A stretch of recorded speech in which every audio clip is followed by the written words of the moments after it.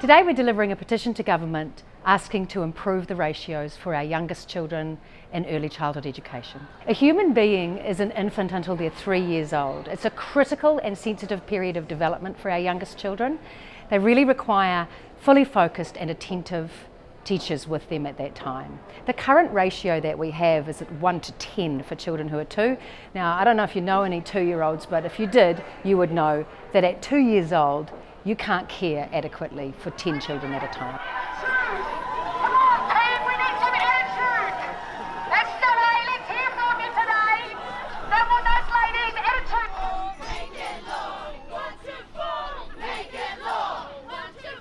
Today, we want our government to take this petition seriously, and we'd like to see a change in the minimum ratio standard to be 1 teacher for 4 infants under the age of 3. The reality is that ratios affect funding. They affect the stress levels and learning outcomes of both teachers and tamariki, and they need to change. So join me inside to hear what our politicians have to say.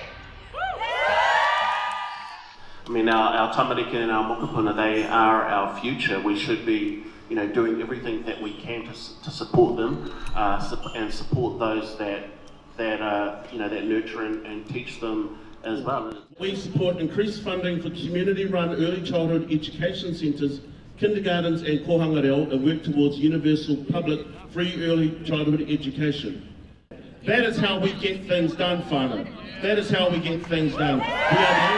Absolutely amazing. To be able to have the opportunity to present our petition for 1 to 4 ratios on the steps of Parliament is an iconic moment for us, absolutely. And we made a noise, that's what we wanted to come and do, and we absolutely had great fun doing that. And then this morning, listening to our politicians on their policies around early childhood education was just fantastic.